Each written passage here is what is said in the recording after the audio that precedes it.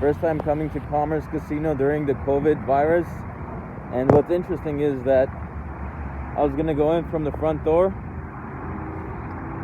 They said no because they have seats that are outside.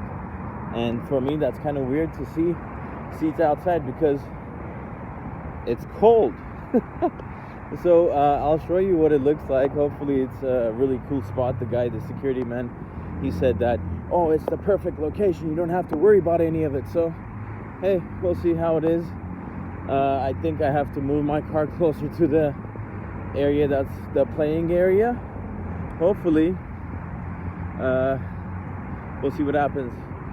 I switched the camera angle. I think I like this more.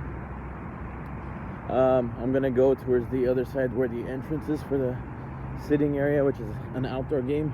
Due to the COVID virus, they don't have indoor games. I took a nitrile glove with me, so I'm not gonna touch the cards. Hopefully I don't get any viruses, because I had the urge to play some poker. I haven't played poker in about 6 months or less, maybe 5 months, and I'm gonna go and move my car closer to where it's supposed to be.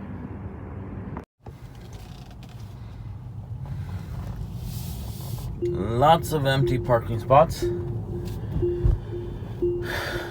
They have outdoor. They have outdoor tents. They are not regular tents. They have good covers. Wow, this is amazing. You can see on the left the white tent. I don't know where the entrance is, so if I do park here somewhere, I have to walk more. And you know, people in LA hate walking, so I'm gonna guess and say I don't know where the entrance is. I see parking right in front of me. Hopefully that's a good enough spot. There's not a lot of cars. I just park right here. Asked another officer where the entrance is to the Commerce Casino. I feel like I should have gotten here quicker, even though it took me only 20 minutes from North Hollywood. There was some traffic on the way. So they're gonna do a temperature check before they let us in. Thank God I haven't had the COVID virus. Hopefully I never get to have it, but if I do, I hope I get through it quickly. They do have some red crosses here, which means maybe some sort of aid. But anyways, hopefully I win some money. I'm here to have fun. I'm here to relax.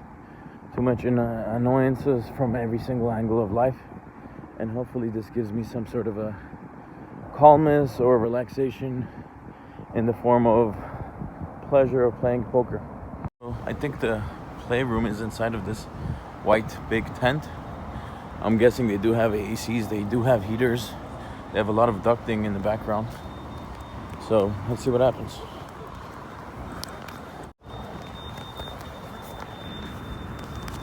Hi guys. How's it going? Good, how are you? Sanitize your hands before you walk in. So we did our thing with the sheriff. Entrance.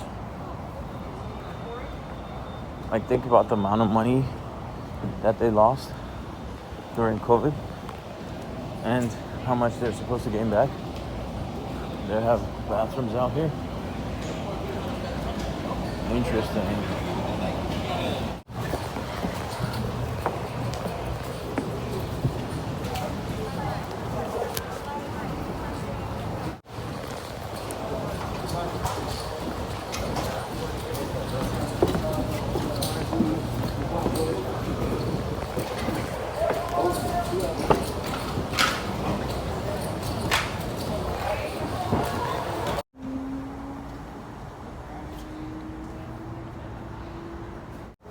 EO for 200?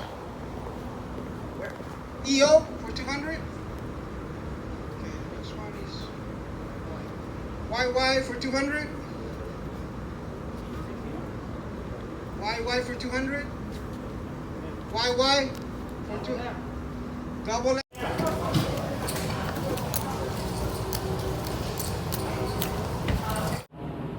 I lost 200 bucks just now on the 200 no limit game. I should go Cody here. I lost 200 bucks at the 200 no limit game, but it's okay. I'm gonna go and play a 300 no limit game and hopefully gain that back plus more. Only one card. Let me see another one.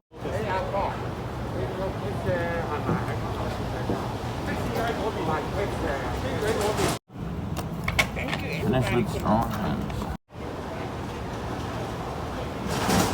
This is how the casino looks at nighttime after they close. They actually close casinos here. It's the Commerce Casino. We're waiting in line to exchange our money. Crazy, huh?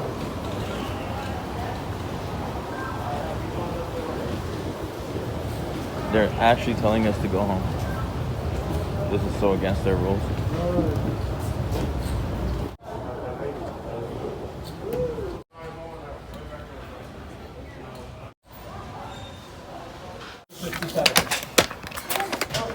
$165. You take care of yourself, sir. Once again, 57 cash and 65. and 7. Thank you. Have We a have good day. some tonight.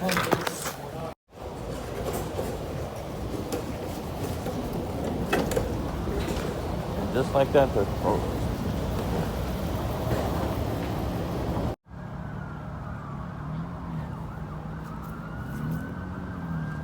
So it was not a bad day. I did not win.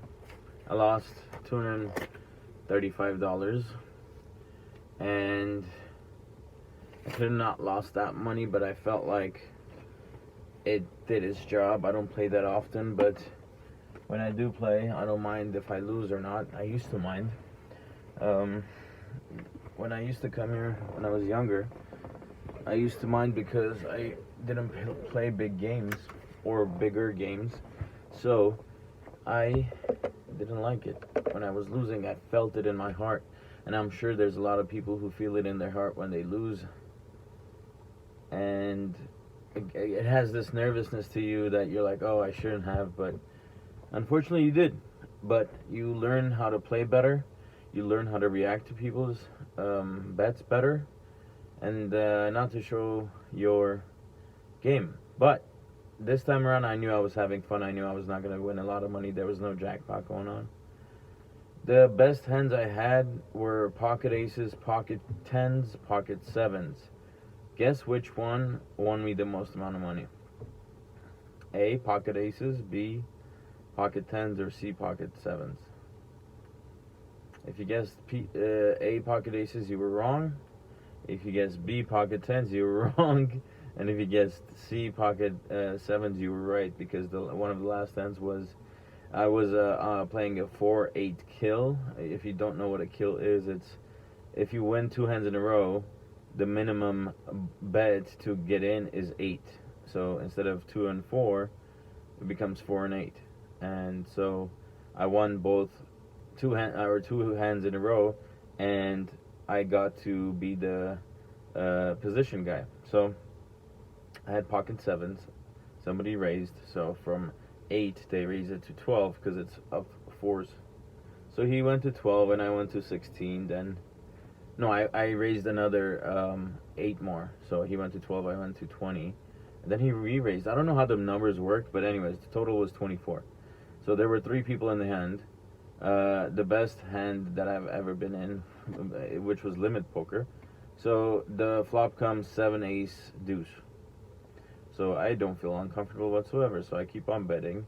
I bet minimum was 4, so I had to. I'm sorry, 8. So I put in 8. The guy raised. I called him.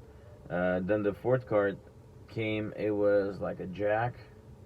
Unfortunately, I didn't feel uncomfortable. I think I should have betted that 4th street, but I didn't. No, actually, no. I'm sorry. I bet 4th street. Another 8. He called, or 16. He called. And the last card, it was a king. I didn't bet, and he didn't bet. So he flipped his cards open. I saw pocket tens. I was relieved because he didn't hit any of his cards, or any card, any 10. So I basically got half of my money back. I made around, I think, $100 on that one. So throughout the whole game of 4-8 or 8-16 kill, I lost like $35, but overall, I felt comfortable playing the game. I got on tilt 2 hands in a row where I had ace 6 suited, and I raised, and there were 2 hearts, and unfortunately, there were 2 hearts on the board, but the last heart never came. But I had it was, the hand was like this: 9-8-2. So I was okay because the 9-8 were hearts, and I had an ace and a 6 of heart. So I'm like, okay, cool, something might happen. So another 7 comes, so I'm like, okay, I have a flush draw and a straight draw. Unfortunately, there was this old man. He kept on raising and he kept on raising, and eventually my draw never came, and I didn't complete my hand, and that was done. The next hand that came, I had pocket aces. This was the ace I was talking about. I had pocket aces, so I raised. I betted 8. Everybody called, and then it flopped ace. I had trip aces pretty much. Ace, 2, and a 4. I didn't think anything of it, so I kept on betting. 8 called, and then a 5 came. Ace, 2, 4, 5. That's kind of wary, but I didn't even notice the fact that somebody could have had a straight. So I bet it again, somebody raised. I'm like, what the hell do they have? Unfortunately, I didn't think too much, and I called it, and eventually the 5th card was a 7. It didn't matter. The guy already had a straight, so I flipped my cards open, pocket aces. The guy flips it open. He has a 3 in his hand, so he already has a straight, and I kind of go on tilt. But the cool thing is the hand after that was pocket 10s. So I'm like, okay, I'll raise it again. People will think I'm on tilt. And I did that, and the guy next to me, number 3, I believe, he called. And then the flop was random. It really didn't matter at pocket 10s, and it was everything less. It was, I think, 9-8 and a 3 or something. I don't know. So I raised, he called. I raised, he called. I raised, he called. And I'm like, what the hell does he have? So I opened. I had the red 10s, and he had the black 10s. There you go. So that was the day. I was at the Commerce Casino here in Commerce, California. Interesting hours they have, 6 a.m. to 10 p.m. So around 9:45, they told everybody to leave. Instead of telling them to leave, they said this is the last hand. So everybody who had chips in their hands still, they had to go to the cashier and cash themselves out. And overall, the experience was kind of weird because before you entered the facility, you had to go through a temperature check. You had to wipe your hands with sanitizer, and then you walk in. They should have told you in the beginning. You walk in, you ask them if I could be on such and such table because I play poker, no limit poker or limit poker nowadays, and they're like, yeah, let's put your name on the screen. So as you're waiting there, somebody approaches you and says, you know what, I'm sorry, you cannot stand here. I'm like, okay, if you cannot stand here, where am I supposed to go? They said you got to go outside again. I'm like, okay, if I just got a temperature check, then I'm going to go outside again. Why even, how come you guys can't put a sign? Oh, if you want to check into No Limit Poker, go to the left. Anyway, so I had to go outside. I have, the video you'll see in the B-roll. So you put your name again, or it's already on the screen because it's linked. You put your name and you just wait. You sit outside 6 feet apart so nobody gets COVID. I don't know how I don't know who made the math that it has to be 6 feet. How come it's not 6.5 or 7.5 or 8 feet apart? I feel like the 6 feet is the height. Most of the people's height is less than 6 feet. So when somebody's walking, the person behind him or her is easily tracked via camera so you can see the face. I think that's the reason they have 6 feet apart. Anyways, that being said, I saw my name. I played No Limit Poker, 200 No Limit. I didn't do well. I didn't win anything. It was, plus the location where I was sitting, it was right between 2 air conditioner vents and an open door, because this thing is technically outside. They don't have any doors that are closed. That's the way they go around the law.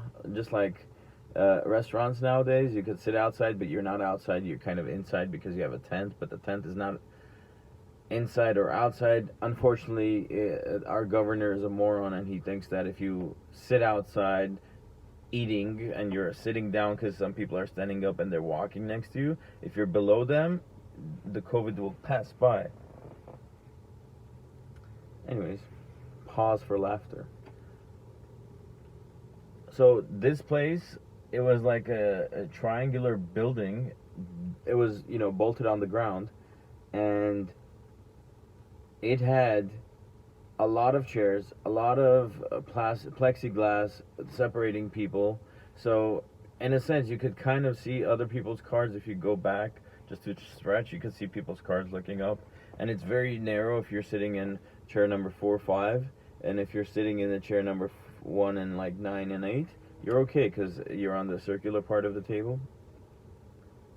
Kind of hate this because there's no interaction anymore. There's no people screaming at each other or yelling at each other and cussing each other out, or some sort of you don't have that odor smell anymore when people are sitting next to you.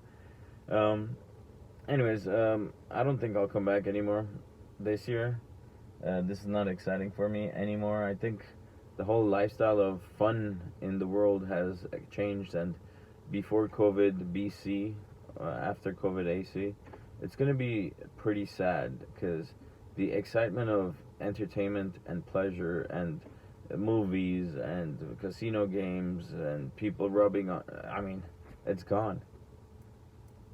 I wonder if this was set up for us to realize that life is not all about everything else that is negative. I think it's about families. You should go back to work. No, I want to stay home and work. You know what's interesting? People who stay home and work, they do double the work. Coming from people that I know. Anyways, I don't want to take too much of your time. I hope you guys enjoyed the hands that I just told you guys about. Please follow my page. I like to express my opinions regarding everything that's happening in the world today.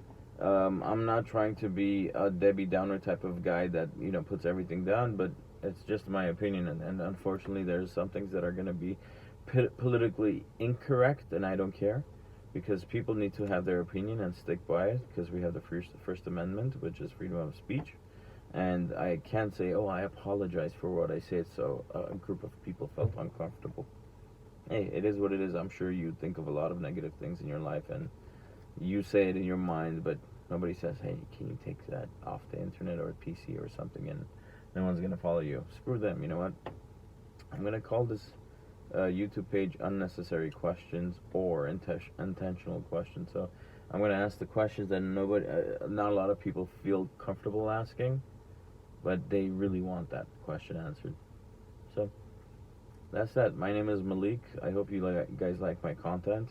I hope you guys share my content and follow my page, and hopefully, you guys could create a YouTube page yourselves and get some money, minimum 1,000 subscribers, and then everything becomes monetized, unless you don't want to be monetized because you're just that rich. But you should monetize your YouTube page and eventually make more money and stay at home, never go out, be socially not interactive. And the guy behind me, who's a security guard, I think he wants me to leave. Anyways, ciao.